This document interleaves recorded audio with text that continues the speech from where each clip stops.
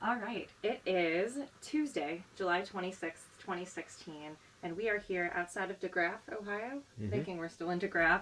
We're sitting with David J. Bell of Paul Bell and Sons Farm near Bellefontaine in DeGraff, Ohio. This is an interview for the Ohio Ecological Food Farm and Movement Memory Project. I'm Jess Lamar Reece Holler, and David, could I have you introduce yourself? Yes, I'm David Bell, and my brother and I farm 450 acres, all organic, outside of Bellefontaine. We've been doing this since 1978. We raise traditional grain crops, corn, beans, wheat, oats, spelts, hay, and we have certified organic beef operation also. To start off, could I have you say a little bit about where you come from? Such as, I mean, Tell me a little bit about where you were born, growing okay, up. all right. Well, I basically kind of grew up in this general area. I've been in Logan County all my life. I was born in Bellefontaine. We lived in town when I was little, and moved out to a little 7-acre farm by Bell Center when I was 3, and lived there till 1972 when we bought the farm where my mom lives now, where we started our dairy operation. And you had told me, I think, on the phone, a little story about how your dad got into farming. He's the one who started the farm? Yeah, well, we kind of all started it together, but my dad grew up on a farm. He was one of 10 children. And so we always had that influence of going to my grandpa's farm. And he had a job in town and met a guy who had a farm and helped him out some. And that kind of got us started in it. He always raised um, a small sweet corn patch because we sold sweet corn by the road. We lived up in the Indian Lake area. A lot of summertime tourists coming through, and we raised strawberries and a few head of cattle because he wanted to have his own meat. Bought a milk cow one time, and because he wanted to have his own milk, and that's what kind of started the dairy operation that we had. Um, and then we moved from there over to where we currently are now, and of course we built a dairy there, and milked up to 65 cows up until 1998, 99, and we sold the dairy cows and went to the beef end. I'm curious, do you have a sense of why it was important to your dad to have his own milk, that kind of thing? Well, a lot of it, of course, and I still have trouble drinking store bought milk. It just doesn't taste that good. And to him, it was about, I think, saving $1. He could do it cheaper than. There was no sense in buying something that you could do yourself. So we had a big garden and raised most of our own food, and we had cattle, so we had our own meat. And then he sold meat to people that he worked with.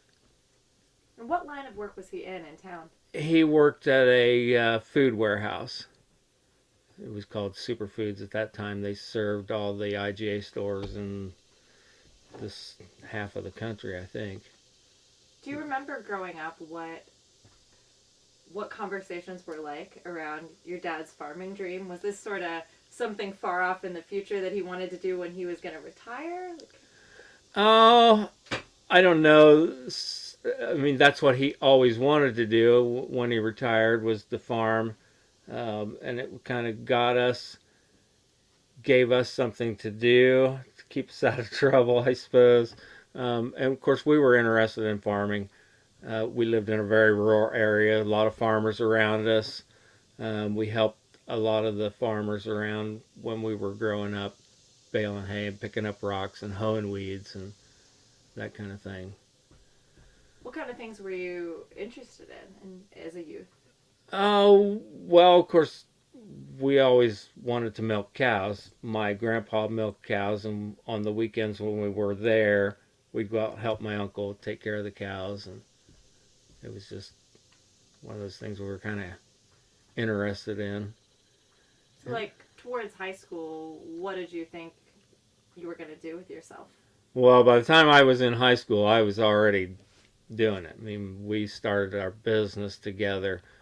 before we moved over here. Actually, I was probably 10, 12 years old when we started our farming operation together. Tell me about that, about starting it together as a young person. Well, it was kind of tough, but of course, at that time, we were wanting to farm, and so it was better for us just to kind of pool our resources together. He had something, Dad had something going, and my brother and I were wanting to do it. And I don't really remember exactly how it came about, but my brother and I invested some of our money that we had made mowing yards and raising his calves and working for the other farmers, and we just kind of formed a little partnership between the three of us, and it started from there. Then when I was 12, which would have been back in, I think, 1970, was when we started milking cows. We went to production credit and took out a loan and bought 4 cows, and that started our dairy operation.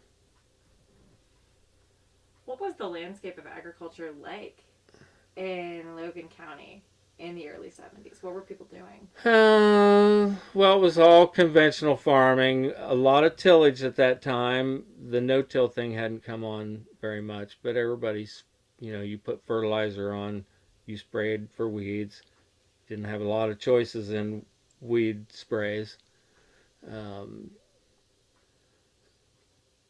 and of course, things progressed pretty rapidly. The no-till thing came on in the 70s, and new chemicals coming out and all of that kind of stuff. How did you feel about that? Well, at the time, of course, then I took VOAG in school, so we were kind of groomed that way. You needed to put back what you were taking out, so you tested your soil, and then you needed certain nutrients, so you bought them at the elevator and put them on the ground, and it was the proven way to make yields and make money. But of course, as we went on and you use some of these chemicals, yeah, you got production, but then we started having some problems with our cows not breeding back and mastitis and those kinds of things, and we kind of got introduced to the organic field through a friend of my dad's, and it kind of made sense, if you got some of those chemicals, because any kind of chemical that you put on the ground and put on the plant, the cows were going to take it in too, and their bodies had to deal with it. So it kind of made sense that that might cause problems, and so that's how we kind of got started in the organic field. So someone told you about it and was like, "Hey, this might help with your cows." Right, right. And then as we started talking to other people that were in organics at that time, which there weren't very many, and I don't really recall them calling it organic at that time. Um, in the late 70s or early 70s, late 60s, organics was kind of um, the hippie thing. And so some people might have shied away from it. So that wasn't really the term at the time, but it was just farming without chemicals. How did you guys decide to go ahead and try it out? What was that like? Uh, we had well, we met some people. We met the Spray Brothers, and there were some people kind of locally. I think Tony Quinter was their name. They lived over around Sydney that had been doing some organic farming. Talked to some of those people. We went to Sprays and saw what they were doing over there. Of course, they had immaculate crops, and things really worked good over there. And so we decided to try it. And we started with a company called Wonder Life at that time. And it wasn't so much products as a system of farming. rotating your crops and not putting the chemicals on.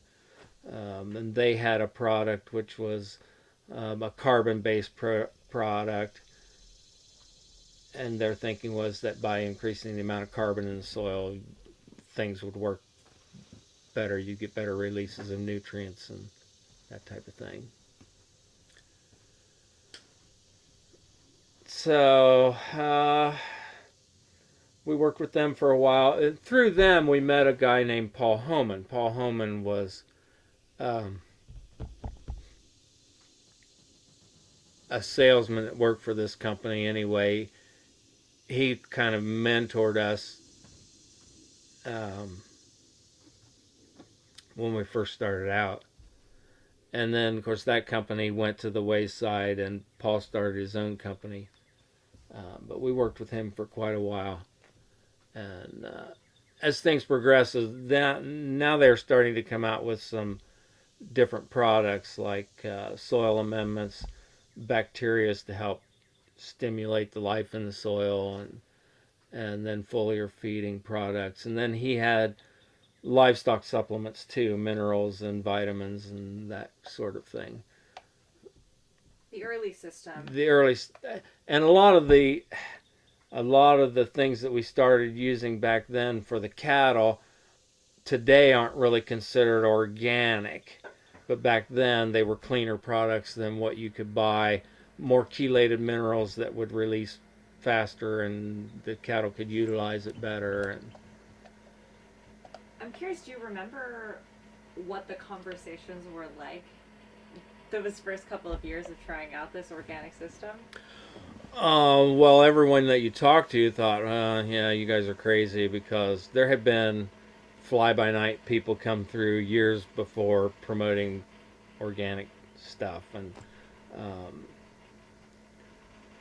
people tried it, and that didn't work, and so, but they were just trying a product and not necessarily a system.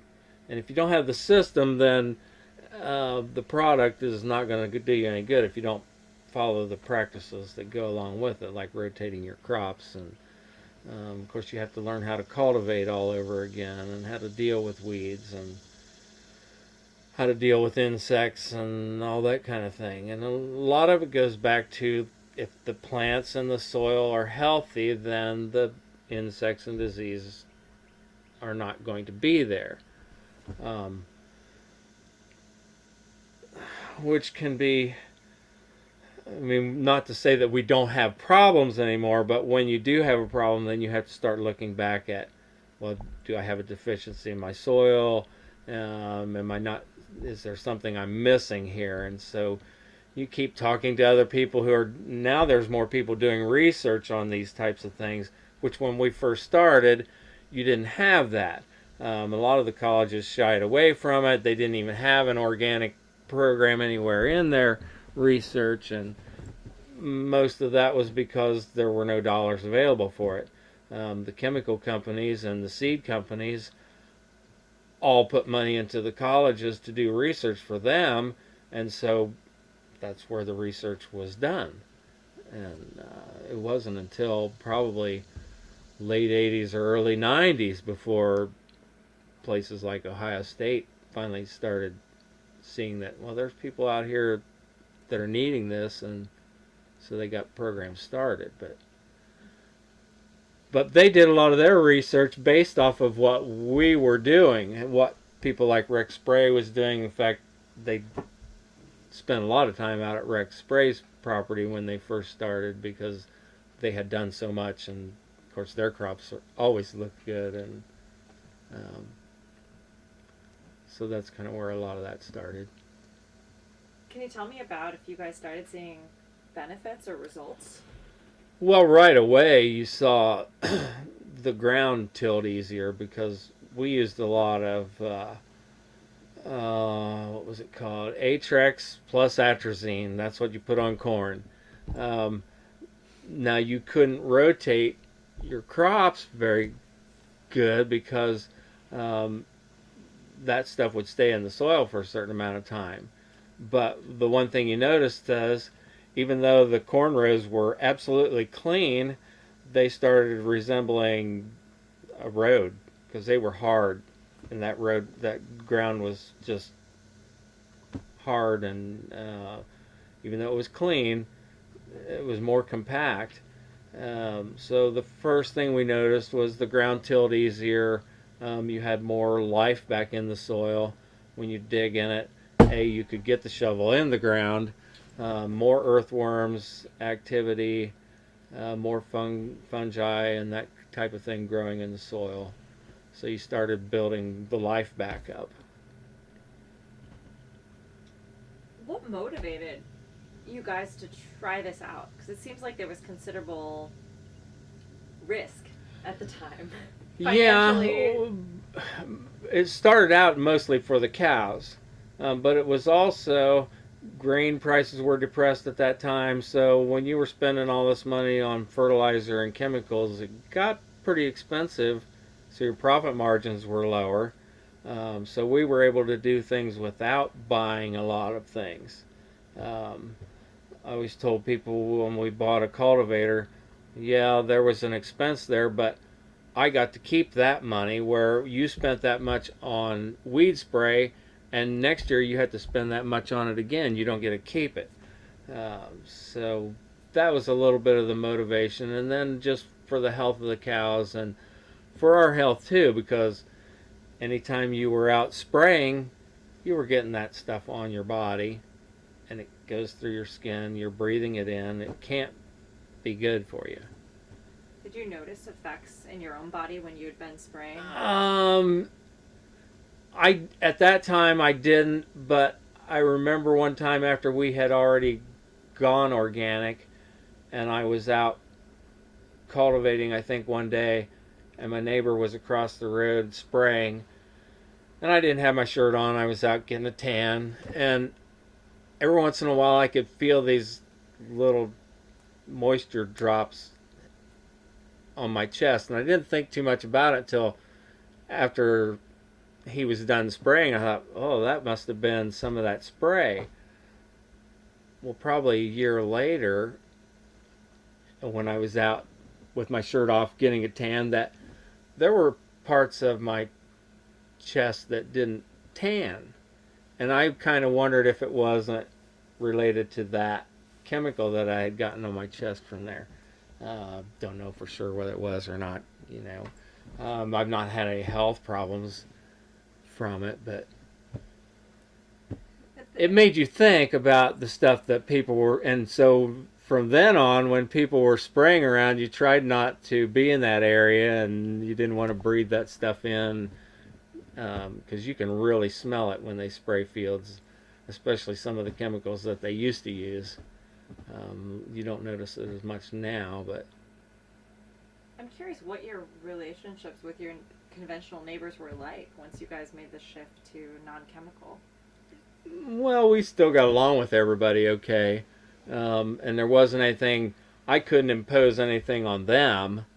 Uh, in fact, we have to leave a buffer strip between us and the neighbor, 25-foot buffer strip against anybody that sprays. Well, by rights, that should be on their side of the fence because they're the ones using the poison, but, not to stir up trouble, so we keep it on our side. Um, People are always watching, oh, those bells, they're crazy. They're doing that organic thing, and so, but I don't, we don't have any problems with the neighbors. They do their thing and I do mine, and we kid each other, back and forth, and there's always the yield comparison, which for a long time, yeah, they could outproduce me, but since we've been tweaking our programs a little bit, I can raise just as good crops as they can, and I get more money for mine. So I was going to ask if you converted anyone. A few, and then there were people that we used to promote it quite heavily when we first started through the company that we were working for because they wanted you to sell their product. And you had a lot of people that, oh yeah, I'll try that. And so I spent a lot of time helping people try it. But a lot of times when people wanted to try it, they would give you their worst field. It would be the most neglected field that they did that year. So a lot of people, it didn't work. That's what they said. Oh, that didn't work. So they give up on it. And I kind of got tired of that, so I kind of quit promoting it. Now, if somebody's interested, I'll talk to anybody about it. And if they've got problems, I'll help them out. We have some neighbors that are getting into organics now. Um, and so I've tried to give them some advice, and if they ask for it. But I don't hound them about it either. I'm wondering if you guys ever got discouraged or thought about turning back to chemical agriculture. There are still days we fight this thing called giant ragweeds, which we didn't used to have a problem with, but somewhere in the 90s they kind of changed and became more aggressive. Instead of just growing in certain areas, now they were growing everywhere, and it seemed like they used to germinate early in the spring, and if you waited a little bit longer to do your tillage, you could get ahead of them, and they weren't really a problem. And you might have a few here and there in the field, but they didn't get real tall, and they just weren't a problem. But now they've just become so aggressive, and the chemical people had to deal with them too. They became a real problem for them. But that was about the time that the Roundup Ready beans came out, and they could spray them with Roundup, and they move on. But for me, they just kept getting worse and worse, and we tried changing our rotation, and we tried this and tried that, and they just kept getting worse, and they would take over. And I mean, we had fields that went to zero yield because of them. So we started hiring people to come out and take them out by hand, and we've been doing that since probably the early 2000s. And now we're making progress. I mean, you keep, of course, I can't get my workers to get all of them, so you still have some of them going to seed, but we've made a lot of progress with that, and that's what's helped a lot of what's helped our yields come up. Can you tell me a little bit actually about labor on your farm? Who does the work, or who has over the years? When it started out, was it just you? Mostly it was me and my brother. Like I said, my dad had a job in town, so he worked when he came home. Um, and then he developed diabetes later in life, and so it got to be hard for him to do a lot of things on the farm. My kids helped out some when they were growing up. We hired some kids from town, um, baling hay, and then when we started doing the weeding thing, we hired a lot of young kids to come out and do that. But that has become a struggle too, because a lot of kids don't like to work, and this is not just work, it's hard work, and it's hot, and they think they're never going to get done, and so a lot of that is hired. But most of the work is done by my brother and I, and my stepson works with us now and helps us do the farming. And then the only extra help that we hire is the weeding crew. For people, for the moments when you do need to hire outside help, do you make a point about being organic or chemical free? Is that a selling point for workers? Well, when we advertise for the weeders, I mean, we tell them that it's removing weeds in organic crop fields. So they kind of have an idea of why are they doing that, because most farmers don't do that. They just spray everything. So we let them know when they come in that this is an organic farm. We don't spray our weeds. That's why you're out here to get what I can't get with the cultivator and my other methods. So I was interested in that because I know for farm laborers, it's often a really big occupational health concern to be out in fields that do spray because they're Yeah, exposed all the time. right. And we, of course, we don't have that. The only thing, dangerous thing they're exposed to is the sun, and you try to explain to them, you need to wear a hat and sun blocker and all that, but some of them, they don't think on those lines. And we actually, more of our help now is older people rather than kids. Um, some of them just don't have jobs, or I don't know I don't know all their situations, but you know, I get more older people now than young kids to help out. I was going to ask, is this still a part of Ohio where it's a viable option for high schoolers, young kids to go into agriculture as a career, or is that hard? Um, there are a lot of, I suppose there are more of them getting back into it now because the average age of the farmer is getting to be older and there's more of a need of it. The colleges are promoting it more. But it's expensive for someone to try to get into farming now. You can't do it like we did on a shoestring when we were kids because land is so expensive and equipment is expensive and the inputs are real expensive. You've got to have a very good line of credit just to get started. And now there are people that are trying to help. Maybe they don't have anyone to turn their farm over to, so they're giving someone an opportunity to move into it.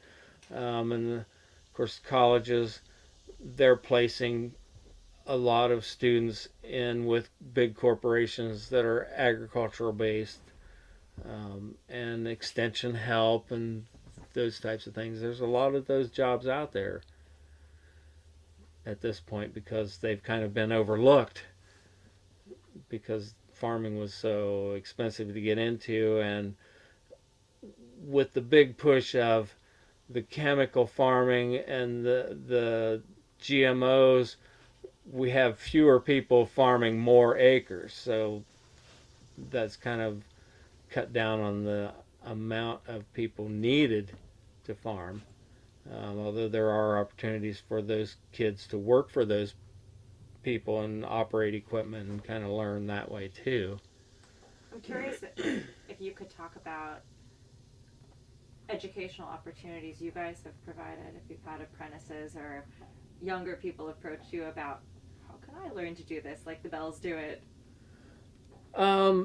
Well, I go to I've done workshops at at the OFA conference, and of course the OFA conference is where we got a lot of information back when, because OFA started about the same time that we got into organics. In fact, Rex Spray kind of directed us that way because he was getting involved with them too and trying to get the rest of us organic farmers that were starting out to kind of move in that way too. A, to help OFA out, and B, there was a lot of things that we could learn from there. So, but we used to put on meetings when we were selling products, of course, and then I go to other meetings now and help with demonstrations or giving a small workshop or a talk about different things that we do on our farm. I'm curious actually about the relationship with, did you say it was Wonderlife was the first company? That was the first company that we started with, yes. These organic systems, you said you kind of, you worked for them in a way, you used their product, but you also, it seems like, did some marketing and outreach. I'm curious what that relationship was like, because I don't totally understand that. Well, it was, they had product to sell, and so they needed dealers, so they set us up as a dealership. And then, well, at that time, I forget how big of an area we had because they had several people. Sprays worked with them at that time too, and the people that we first got introduced to, they were with that company.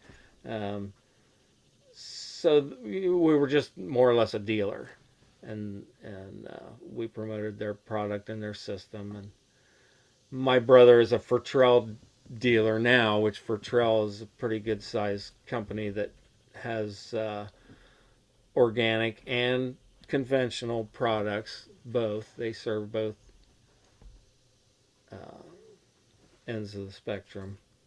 But even their products that are for the conventional guy are fairly clean products.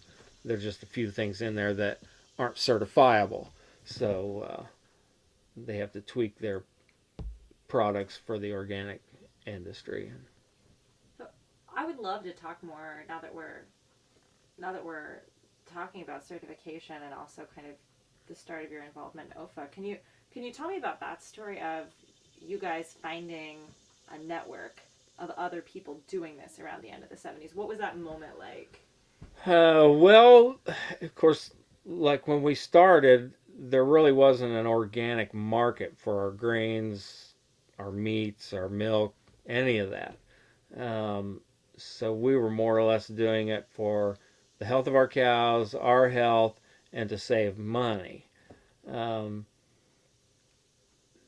there really wasn't a certification program either at that time. Um, the first beans that we sold through Rex Spray because he had found a little shop that was making soy milk and tofu, I think. And so he was moving a few beans down there. And so when we got what was considered organic, was 3 years off of chemicals, and basically you filled out an affidavit telling what you did and what you put on your fields, and you sent that along with the product. Um, then we ended up starting to sell to American Soy Products. Well, they actually came down. Their company sent a person down, and they certified us. And then OFA came up with a set of standards and started doing certification. Um, and we got started with OFA certification at that point.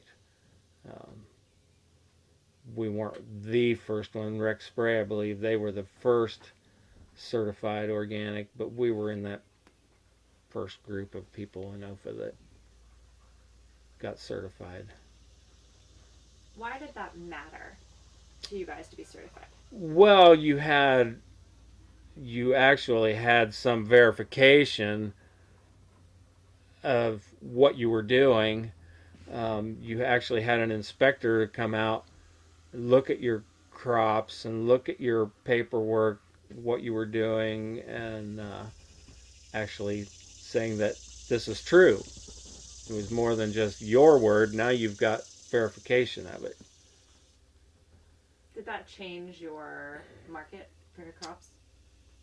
Yes, but at that time, that's when the organic movement was really starting to pick up. More and more people were demanding or wanting cleaner products to eat, and they were looking for certified organic. Um, so, trying to think how all that did go. Um, Shortly after we started being certified by OFA, part of our market was going overseas. The Japanese were wanting organic beans. And so at that point, they were wanting international certification, which went through an organization called OCIA. And we actually formed a chapter of OCIA through OFA. We were kind of dual certified. We were OCIA and OFA certified, but they were together. Our chapter was part of OFA.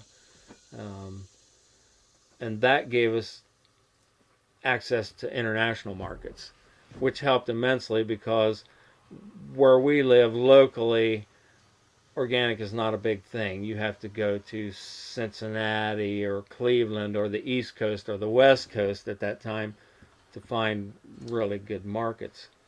Um, so this opened us up to some other avenues of selling our products. Of course, at the time, soybeans was really the only thing we were selling as organic. So we were still raising corn for our cattle and hay and wheat and all that stuff. Anything you had extra, you sold on the conventional market because there just wasn't an organic market for it. Even though it was Even chemical though it free. was certified, yeah. Now, if you were in the produce department, then you could. There were more local markets, but still you had to deal in Columbus or Cincinnati or Dayton. They were starting to get a little bit closer, but it was a 50-mile drive to any of those places from us, so we were kind of out of that market. Did you see those infrastructures change over time since the 70s? Oh yeah, and I think OFA was instrumental in a lot of that too. A lot of the farmers markets kind of got started from people who met through OFA, and a lot of how I don't know what you would call it, just working together and trying to get things set up. Do you remember what some of those early meetings were like for you? Um, yeah, of course, we weren't on the produce end of it so much as we were the grain, and the grain people were kind of off to themselves, and we all belonged to this OCIA chapter, and then you had the smaller OFA groups that were the produce people. We were all still together, but we kind of congregated to ourselves over here because our needs were different than theirs. So we mostly focused on that. Um,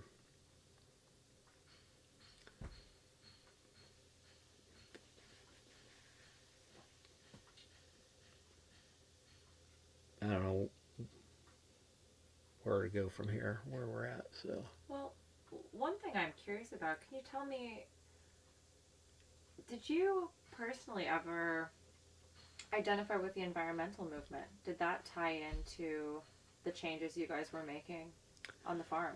oh, not not any more than just within our group. And if you asked me about it, I'd tell you my opinion. But I didn't go out and campaign against the chemical things.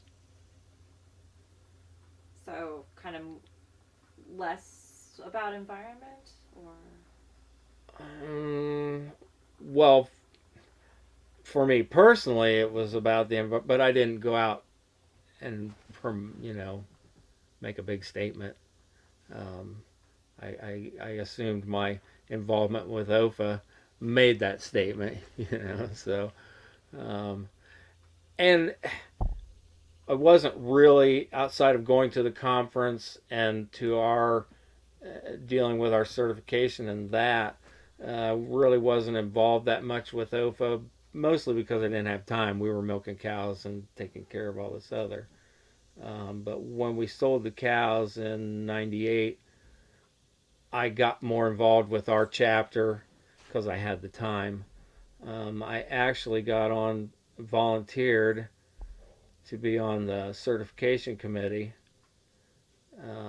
and I served on that for quite a while, probably 7 years. I was chairman of that committee for 3 or 4 years, up until the time when the NOP standards came out and they did away with our little certification committee, which we won't talk about that. But and I was president of our chapter for a while, and that was uh, that was something I really enjoyed too.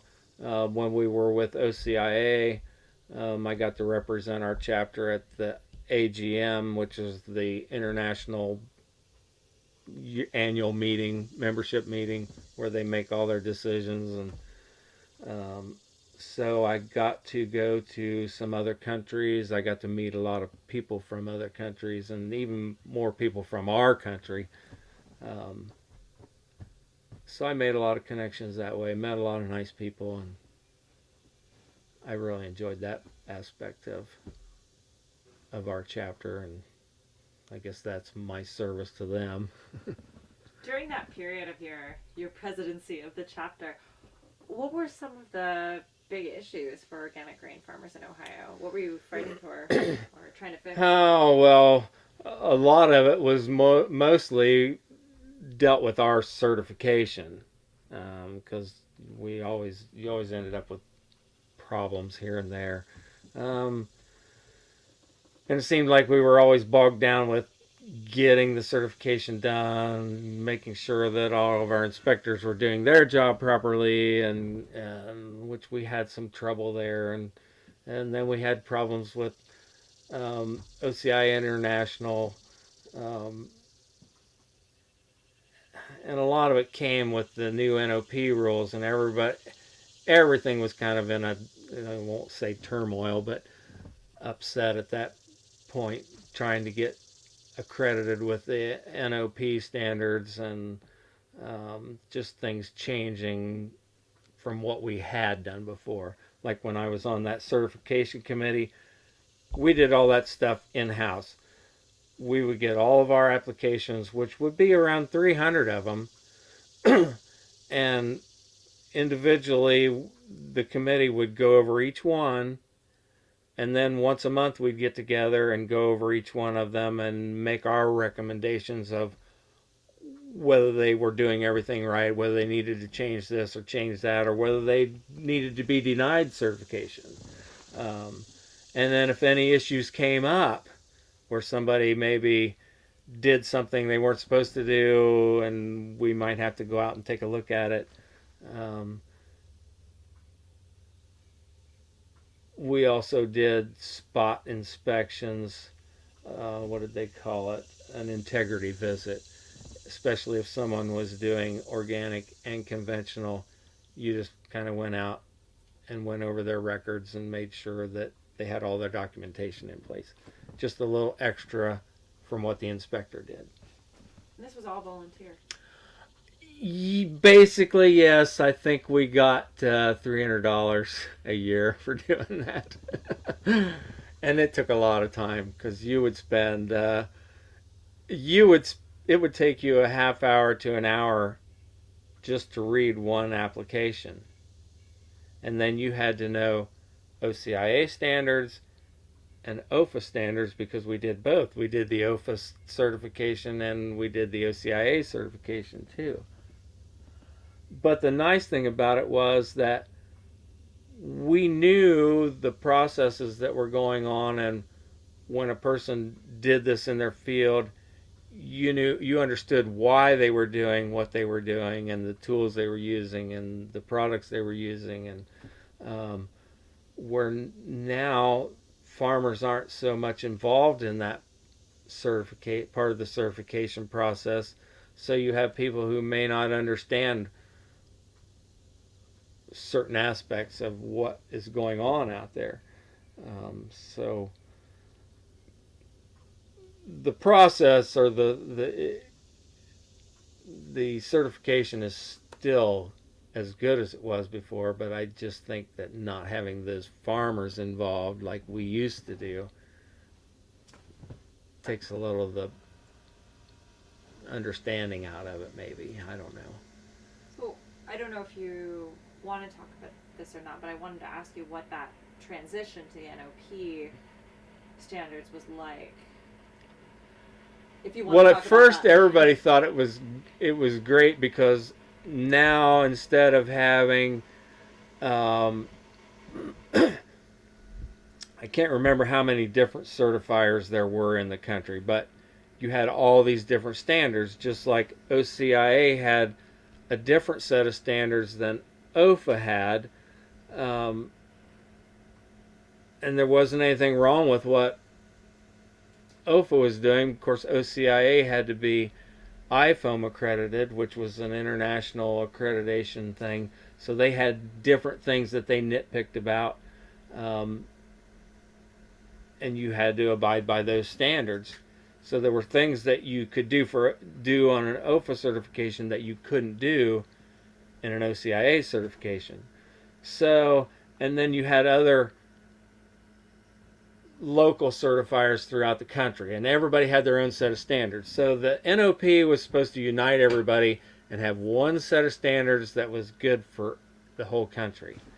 Um, well, that was okay, but then you had people that thought, well, they were a little laxed in this area, so they still wanted to maybe say that, well, you weren't allowed to say that you were better than the NOP, but you were allowed to add other things to your certification. Um, and once you got the government involved, that's when they decided that we shouldn't have farmers on these certification committees because it's a conflict of interest. So now I think you get a little farther away from that personal connection to the land. But of course, everybody has to be accredited. They check all these people out, and they have to know the standards and have to be unbiased and all that. But I just think that sometimes they don't understand because they're not farmers. Some of the things that go on, but I'm really taken with what you just mentioned about this personal connection to the land. I'm wondering if you could speak to what that's been like for you over the years, especially as someone who's chosen kind of a more intensive organic route. Not, we live in a world where most people are in cubicles. well, I don't know. I've always enjoyed just being on the farm, um, kind of my own boss, and of course that has its drawbacks on days too because maybe you can't go somewhere because this or that needs to be done, and you're always working with the weather, so um, not everybody always understands that. Why you can't go here or can't go there, and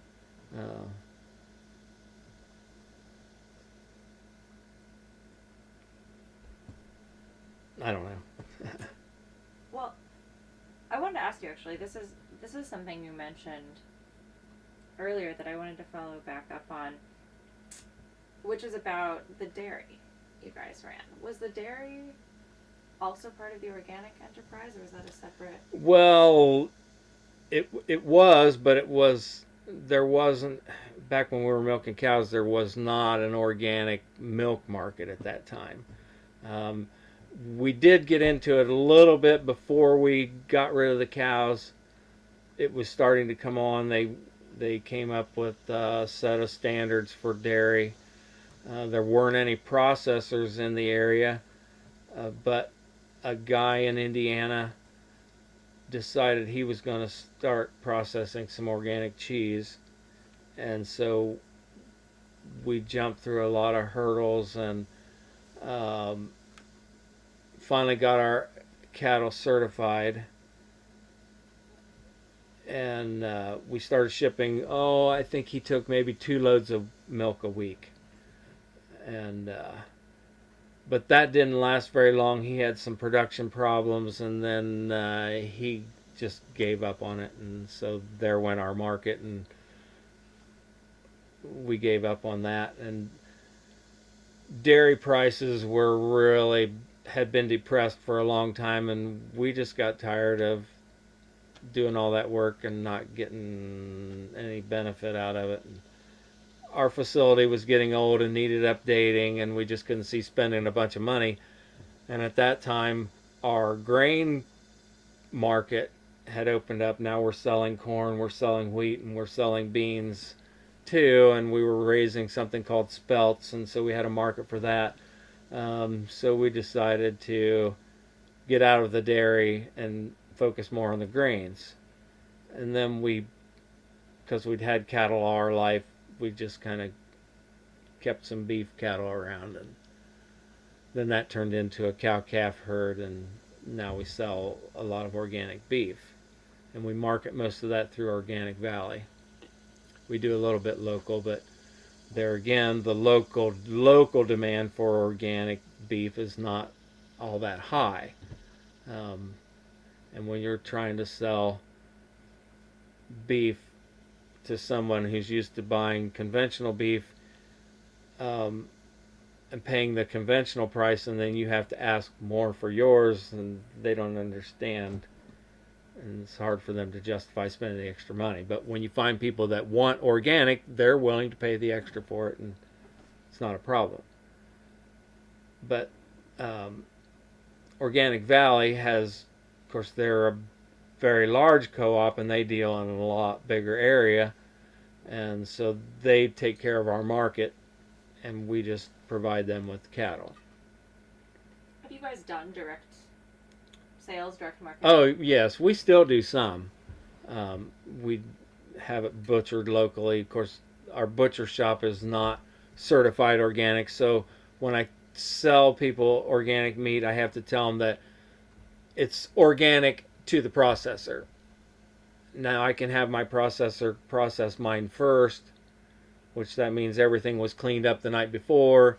There's no cross contamination between my meat and the other meat, so theoretically they're getting it organic, but I can't say that it's organic once it hits the processor, technically.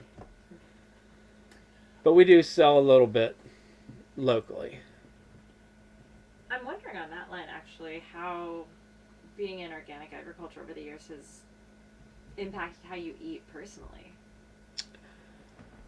Well, you would think that an organic farmer would be eating all organic. But I'm so busy in the field, I don't have time to do a garden. And it seems like every time I put out a garden, I get behind in my field work, and the next thing you know, the weeds have taken over my garden, and so we try to get as much organic as we can, and we eat our own beef, of course, and but I probably don't eat as much organic as I would like to, and not as much as we probably should. Growing up, how did you guys eat? Well, we always had a big garden, and we raised most of our own meat then too. And of course, when we had the dairy, we drank our own milk, and it was raw milk, and we never got sick or died from it. And I actually missed that part of it because that milk was so much better tasting. It just had a lot better flavor, and it was fresh. And I think there were health benefits to it too. But I don't consume much milk anymore just because I don't like the taste of it. Do you have any cows at all for dairy? No. When we sold the cows, we kept one for probably 3 years afterwards, and my brother milked her out, and we kept milk for the farm. But then she didn't breed back, and when she was gone, that was the end of that. What was And her my name? beef cow, I can't remember what her name was. In fact, she may not have had a name. When we first started out, our cows had names, and then they became numbers when we had too many of them, and a few of them had names. The kids, they would come in and name some of them, but we kind of got away from that. There's a few of our beef cows that have names, but not very many. Seems dangerous. Well, yeah, and you run out of names when we have 50 head of brood cows, and so you're going to name all of them and then name all their calves, and every year you've got 50 names to come up with. Well, that's kind of hard to do, so we shy away from that now. Something we haven't talked about yet. I'm just curious, as someone who's tried to start a small business with my brother before, if you could tell me about your relationship with your brother and how that's worked on the farm throughout the years. For the most part, we've always gotten along, but then, I mean, we've been doing this all of our lives. He's 3 years older than I am. So, he was a little farther ahead than me, and maybe a little bossier at first, but those are not problems anymore. We work together. Everything is all owned together, so we're pretty much all in it together. Anything that I do affects him, and anything he does affects me, so we try not to do anything that will upset the other one. Do you guys have different roles on the farm that you can tell me about? Oh, we all do pretty much everything. He does do more of the paperwork and keep the books and that kind of thing, and I probably get the field work started and maybe do a little more of that than he does, but um, we pretty much share the responsibilities together. We both make decisions together, and of course, any financial needs that we do those all together through the bank and all. So, And could you tell me about the land you farm right now? I know as we were driving through, it seems like there are multiple parcels that were purchased at different times and have different things going on. yeah, of course, the original place where we had the dairy, that was the first farm that we bought, was 157 acres, and then we just bought other tracts of land as we went along and added to it. What do you farm right now in 2016? We have 450 acres, and it's all certified organic. Now, not all of it's tillable. There's some woods and non-usable ground, I guess you would call it. But most of it's either pastured uh, or farmed. What are your crops right now? We raise corn, soybeans, wheat, spelts, oats, hay, and then have the beef cattle. How long have you had that particular kind of repertoire? Well, that's been that way from the start, other than we used to have dairy instead of beef. And spelt is that? Spelt is something that we kind of picked up in the late 80s, early 90s, I think. Came on. A lot of. We didn't have much of a wheat market, and the spelts kind of came on because it was a gluten-free product, and so there was a little niche in there for people that couldn't tolerate wheat gluten, and so we started raising them. We raised something called azuki beans at one time because they were the big thing. I'm trying to think what else we've tried. I guess we never tried the black turtle beans, but that was something that kind of has come on, and it's a little bit of a niche market, and there's a learning curve to raising those products too. The azuki beans were when they first came on the market, they were a real high dollar crop, but they grew close to the ground. They didn't always do good in certain weather conditions, and everybody started growing them. So at one time the market got flooded, and then so the price went down and didn't make it quite as attractive, especially when you had to go through all the extra things that you had to do with them, and harvesting and cleaning. And so once in a while we may try something new, but we try it on a very small basis, and then if it pans out we might get bigger into it. Can you tell me? I know on the way over we were starting to talk about some of the more local markets for grain crops you guys have right now. Can you tell me about some of that? Well, a lot of our grain goes for feed, and we sell a lot of it to a local chicken farm. They raise eggs. I don't think they're doing any uh, broilers or anything like that, but they have an egg house. So they get a lot of our corn and beans. We do have a few dairies, organic dairies, that buy corn and maybe spelts or oats off of us. And we sell some straw to some local gardeners sometimes. We used to raise some rye for cover crop, and we would sell some of that to some local gardeners to put on their gardens. Buckwheat, I forgot about buckwheat. That's another thing that we've raised off and on.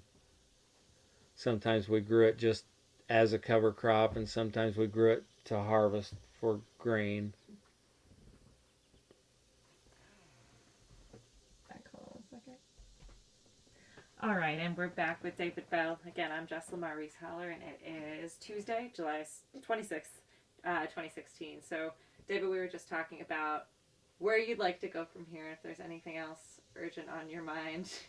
We said maybe we'll do a second session. Yeah, that might be more helpful so we can cover other aspects of it. But um, I, I guess going back to our involvement with OFA and that we now have a grain growers group because we're no longer affiliated with OCIA. We're just OFA now, and so we all get together in the wintertime once a month and have meetings where we might bring in a guest speaker to talk about different things, different products maybe, or different issues that are pertinent to our situations in the organic field.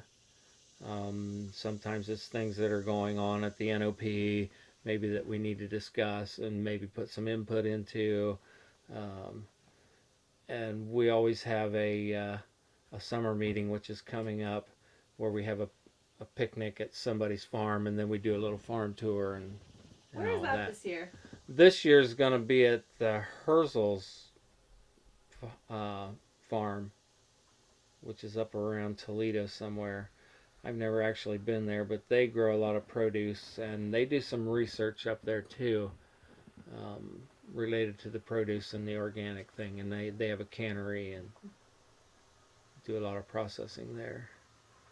I'm really wondering if you could tell me more about the grain growers chapter and about how you guys learn and share information.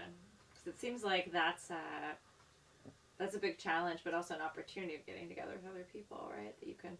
Right, and it has changed since the NOP thing came out, and we no longer have to deal with the OCIA thing, and we don't deal with certification ourselves anymore. So now we can focus more on the educational part of it. And a lot of times we'll get together and do roundtable discussions, talk about things that happened on other people's farms that year, problems that we had to deal with, and how each one of us dealt with it. So we kind of get a feel for how other people are handling these situations, which helps immensely. And then you'll have a lot of new people in there, and they're always asking questions. And so this is a way for them to learn and find out what each one of us is doing. And they can also network with us if they need a mentor. They can contact, well, any of us really. And if they need anything specifically, we can kind of direct them towards that. And about how many people would you say are doing major organic grain production in Ohio who are involved with the chapter? I'm not sure how many members we have now. We were right around that 25, 35 people that come all the time.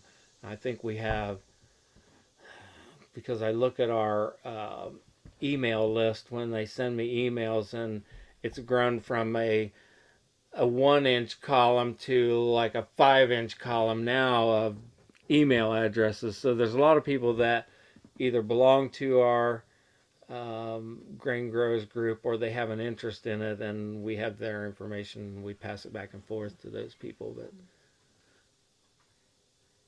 now I have to ask you, as an organic grain grower in Ohio, about GMOs.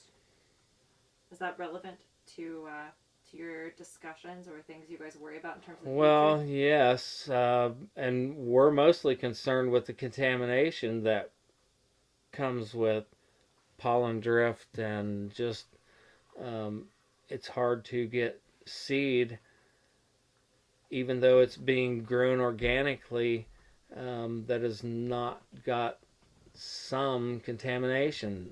Um, and we discuss issues like that all the time at our meetings and things that we can do to head that off. There's not a whole lot you can do about it. There have been several movements through OFA and some other organizations trying to bring lawsuits against Monsanto and other companies because they're actually hurting our business through no fault of our own. It's because they can't control their product. Um, so there are issues that we discuss there.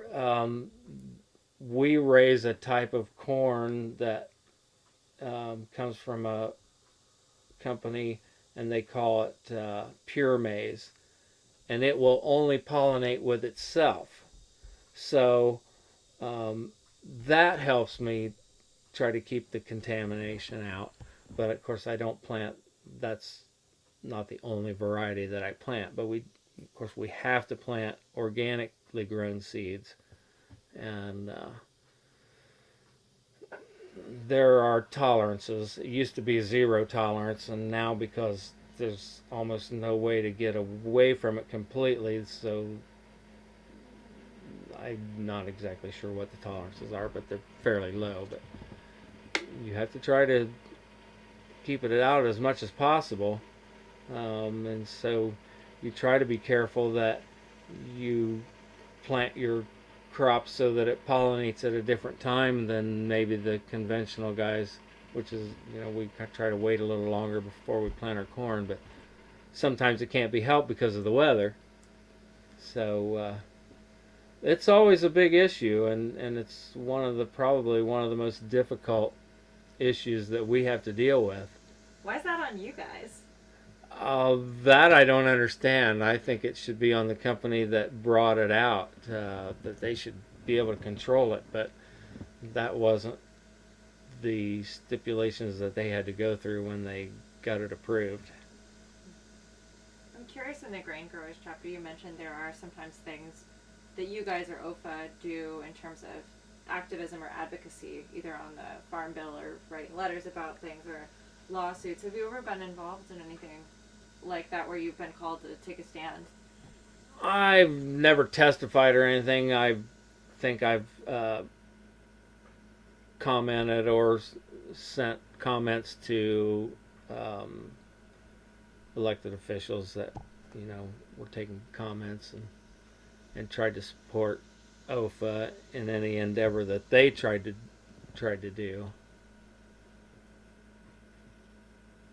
And I'm curious what you feel like your future will be on the farm here with all the things coming down the line in terms of climate, GMOs, all of it.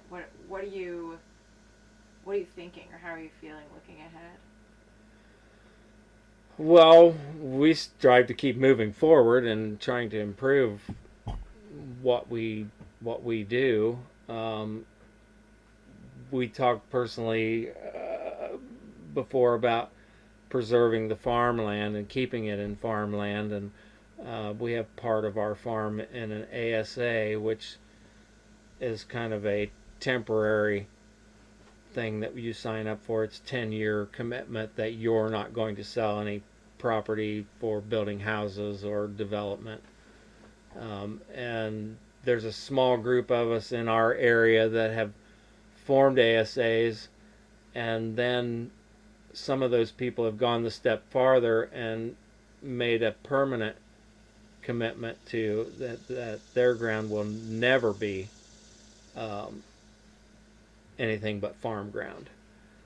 Um, and we're kind of toying with that idea too, but we have to make those decisions along with our family to see whether they want to, because when we're gone and they take over or acquire the land, they may not want to be locked into that, but that's something we have to decide yet. What's the situation like in and around DeGraff in terms of the rural land and rural community? Are there imminent threats? Not so much here, but kind of in some surrounding counties. Um, there's a lot of people sell road frontage off to put houses out because people don't want to live in town. They want to live out in the country, so they buy a lot. Well, then the next thing you know, the guy sells the lot next to him, and they're living out in the country, but it's almost like living in town because now when you drive down those country roads out there, there's just house after house after house. The farm field is now not out by the road; it's behind the houses. Um, and those farmers have to deal with those people who moved to the country because they wanted to live out in the country but didn't realize that there are manure smells and there are dust and there's tractor noise. And so now there's the clash between the city country people and the farmers. Um, so we're hoping to avoid that in our area. We don't have a lot of that in Logan County, but um, just the amount of development that's happened between Logan County and Columbus in my lifetime. Because we used to drive to Columbus down 33 and it was field, field, field all the way. Even when you got to Dublin, all that 270 area was farm ground. Um, and the sawmill area where we used to go to the farm science review, that was all fields. And now when you drive up there, it's businesses and buildings and roads and houses everywhere. And that development is creeping from Columbus out towards Logan County. And so we're concerned about that. And we've got to have farm ground because we have to feed all these people. So um, part of this, um, the thing behind the ASAs and the permanent easements for farm ground is to preserve that farmland and put the industry in less desirable places, that are not desirable farming grounds. Put them somewhere else and preserve the good farm ground. So that's a little bit of what's our thinking is in that movement anyway. What are your personal hopes for what will happen with the farm, Paul Bell and Sons? Well, I hope that one of our children or grandchildren will take it over someday and keep it organic and keep it going and then pass it on to another generation. But we'll see what happens there. Now, I have to ask you, and I was telling you, I think on the drive over, I've got an uncle in Marion County who's a conventional farmer, and we get in fights all the time. And the thing he always says is, we've got a farm to feed the world, and you can't do it that way if you're doing it organic. I'm sure you hear this all the time, but you guys seem to be making it 450 acres grain farmers. So what do you say to that sort of sentiment that unless you farm conventionally, you can't feed the world?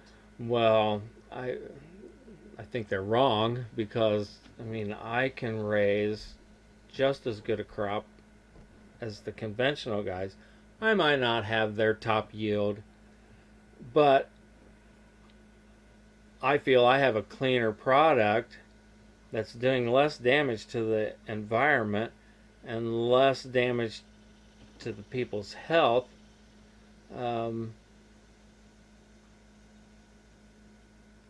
And it provides me with a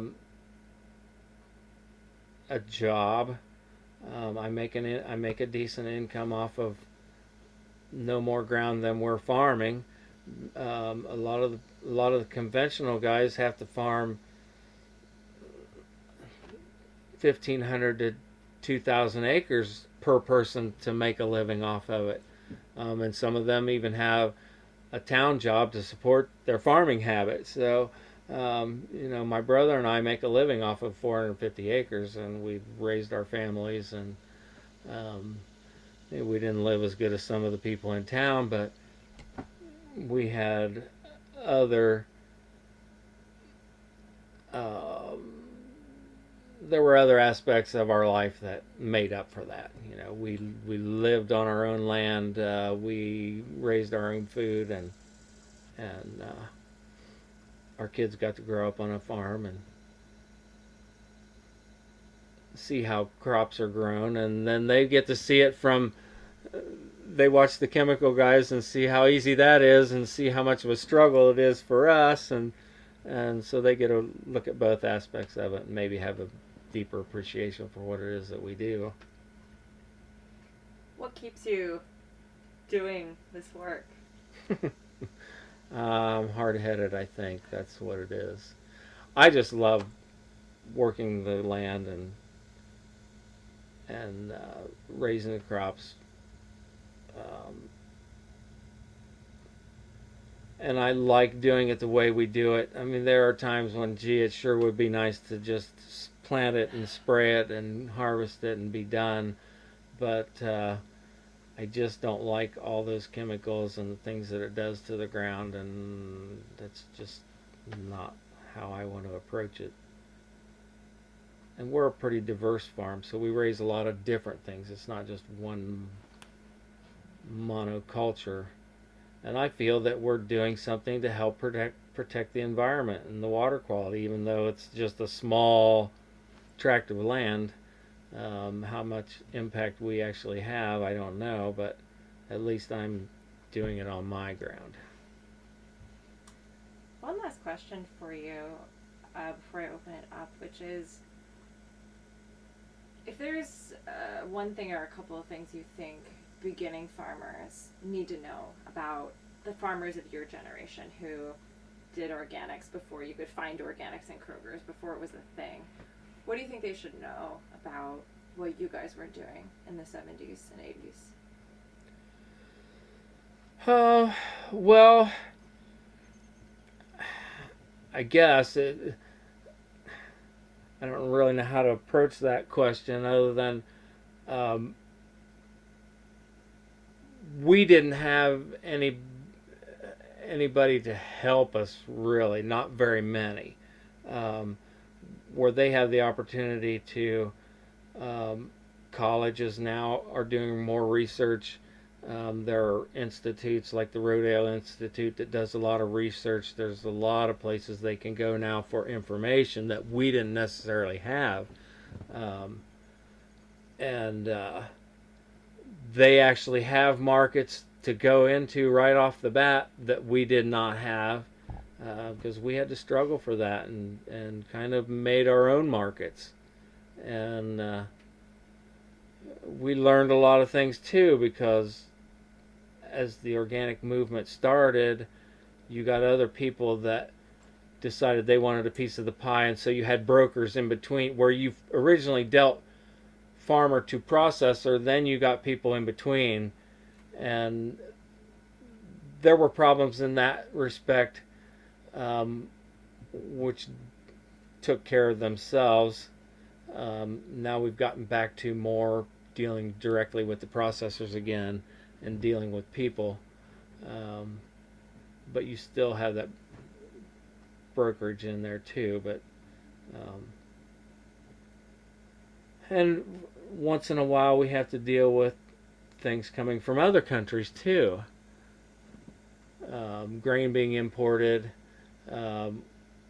which it's a free market, but sometimes I think that in order to bring all that grain from overseas into this country and do it cheaper than what we can do here, maybe they're not being fair to the people in the other country where they're buying the grain from. So they'll have those kind of things to deal with, but I think it's so much easier to get started in it today because there's so many more references of information. Well, thank you so much for talking with us. Is there anything else you'd like to add?